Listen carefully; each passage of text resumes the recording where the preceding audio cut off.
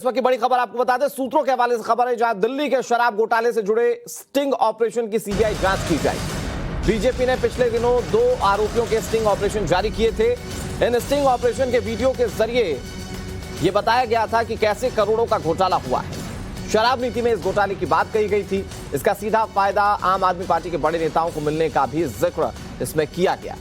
कल बीजेपी ने शराब घोटाले में आरोपी नंबर 9 अमित अरोड़ा का स्टिंग ऑपरेशन जारी किया था, जिसमें दावा किया गया है कि 300 से लेकर 500 करोड़ का घोटाला हुआ है। सीबीआई की एफआईआर में अमित अरोड़ा को सिसोदिया का करीबी बताया गया है। तो अब इस मामले में सीबीआई इस स्टिंग ऑपरेशन को अब अपने जांच के दायरे में ला सकती है और इसके बाद क्या कदम उठाए जाएंगे, क्योंकि सबसे पहले इस तरह के ऑपरेशन की सत्यता की जांच की जाती है और फिर उसके बाद कोई बड़े कदम उठाए जाते हैं। ऐसे में सीबीआई इस स्टिंग ऑपरेशन को ध्यान में रखते हुए आगे की कार्रवाई को करने जाएगी। इन्हें तो कह दिया भाई ये सीबीआई में जांच चल रही है, सारे स्टिंग ऑपरेशन सीबीआई को सौंप दो। सीबीआई सोमवार तक कर ले, 4 दिन तो बहुत होते हैं। जांच कर ले, अगर कुछ गड़बड़ है तो गिरफ्तार कर ले और गड़बड़ नहीं है तो सोमवार को माफ़ी मांग ले। ये सोर्सेज से, स्टिंग से, मतलब आज तक मेरे को ये समझ नहीं आया कि शराब घोटाला क्या है। पहले बोले जी 1.5 लाख करोड़ का, इनका एक नेता बोला 1.5 लाख करोड़ का घोटाला है। दिल्ली का बजट ही 70,000 करोड़ है, 1.5 लाख करोड़ का घोटाला कैसे होगा। एक और नेता बोले जी 8,000 करोड़ का घोटाला है। तीसरा नेता बोले जी 1100 करोड़ का घोटाला है।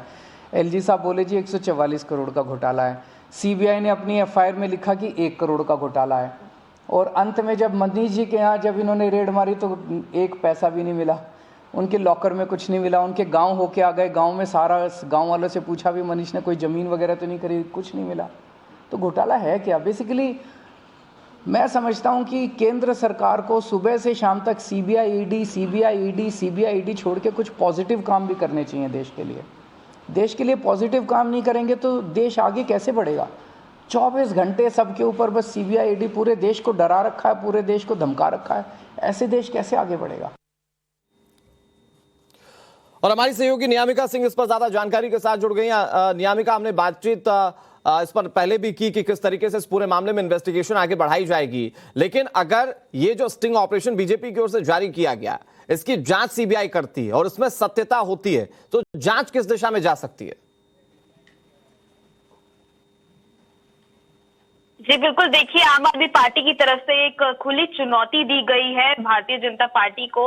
कल मनीष सिसोदिया ने भी बोला था और आज एक बार फिर दिल्ली के जो चीफ मिनिस्टर है अरविंद केजरीवाल, उनकी तरफ से भी ये दावा किया गया है कि अगर इन सभी आरोपों में से कुछ भी सच निकलता है तो वो पूरी तरीके से तैयार है। उन्होंने बोल दिया है कि सीबीआई की तरफ से मनीष सिसोदिया को गिरफ्तार किया जाए अगर उनके हाथ में कोई भी ऐसा सबूत निकल कर आता है जिस तरीके का दावा भारतीय जनता पार्टी लगातार कर रही है एक्साइज पॉलिसी को लेकर। और इस स्टिंग ऑपरेशन को लेकर भी उन्होंने दोबारा से वही बोला है जो मनीष सिसोदिया की तरफ से कहा गया था कि ये सभी जो सबूत भारतीय जनता पार्टी के पास में है वो सीबीआई को सौंपे जा सकते हैं। सीबीआई पहले से ही इस पूरे मामले की जांच पड़ताल कर रही है और इन सभी सबूतों को भी भारतीय जनता पार्टी सीबीआई को सौंप सकती है। और जिस तरह से लगातार रेड भी हुई है सीबीआई की तरफ से मनीष सिसोदिया के घर, ऑफिस या अन्य उनके जो भी जगह पर जहां पर भी रेड की गई, अभी तक कुछ भी